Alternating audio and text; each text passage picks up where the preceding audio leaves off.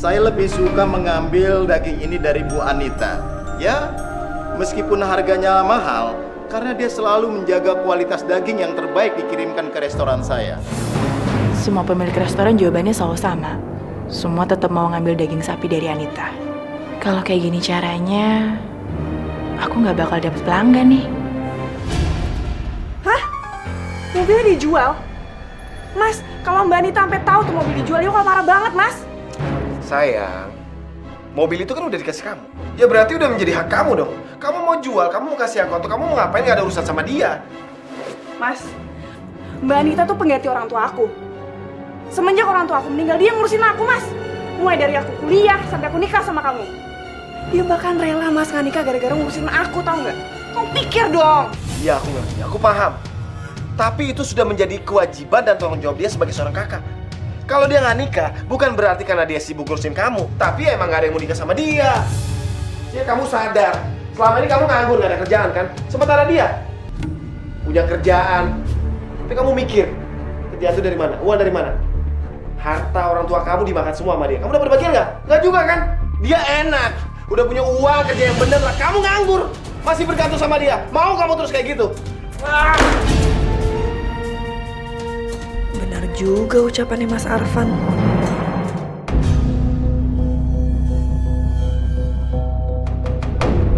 Jangan lupa ya Pak, besok sebelum jam 8 pagi dagingnya harus udah siap semua.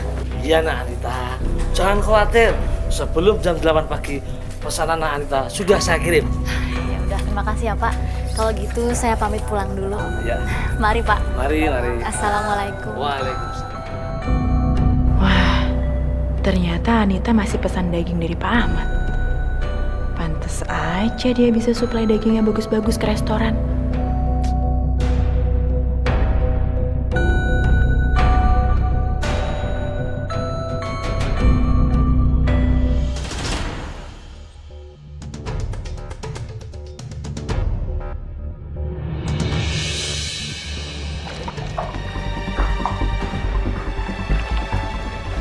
Misi Mas, Iya, Mbak. Mas kerja di sini kan? Iya, Mbak. Pas kalau gitu. Ini buat Mas. Apa itu, Mbak? Saya mau minta tolong. Bisa bantu? Saya harus bantu apa?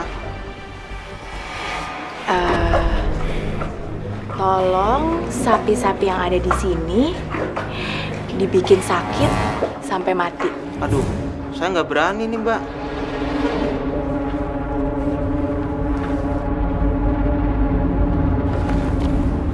Kalau kayak gini, jadi berani nggak?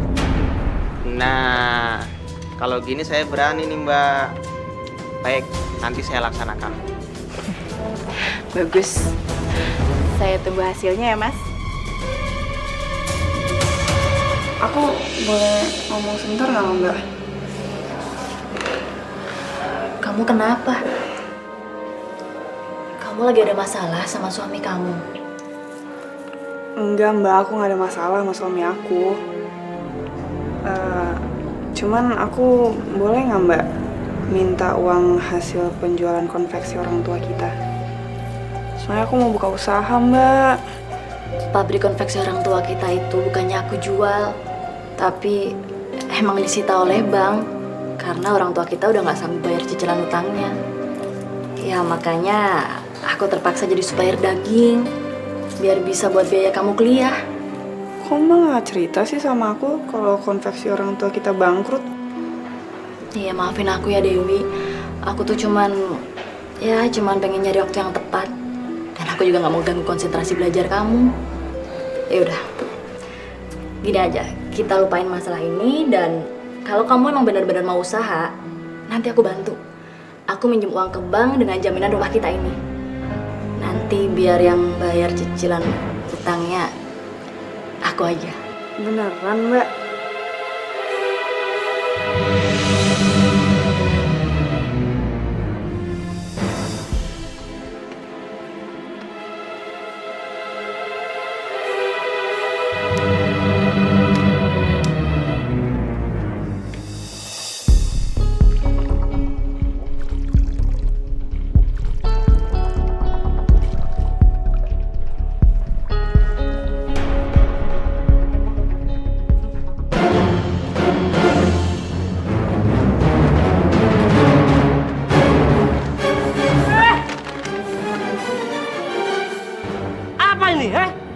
Anu Pak, Anak apa? racun tikus. Siapa yang menyuruh kamu, eh?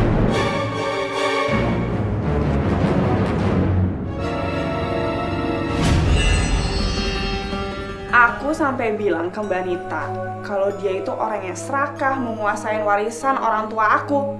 Ternyata dia mau malah minjemin modal buat aku. Kamu serius? Kapan dia mau ngasih uang? Dalam minggu ini juga. Memang ini yang aku harapkan.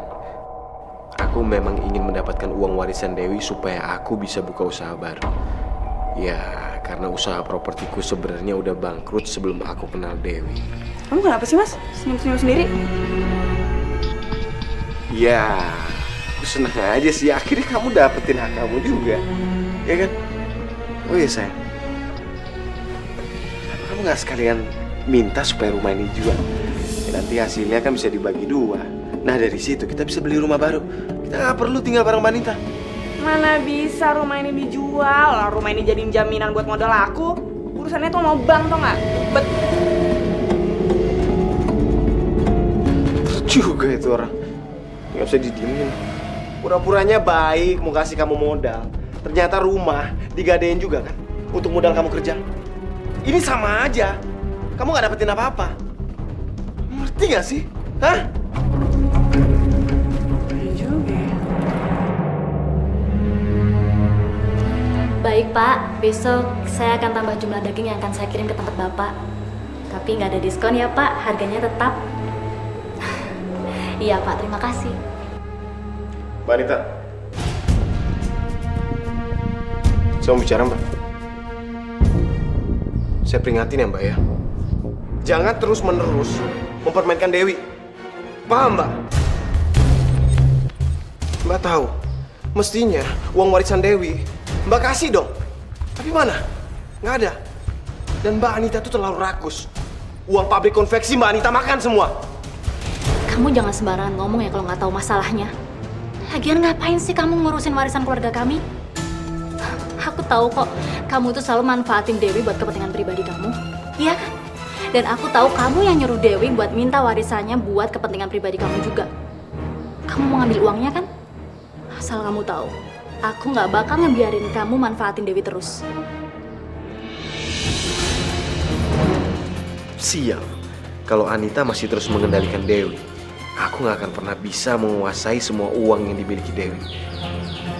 Bagaimanapun caranya, aku harus bisa menyingkirkan Anita.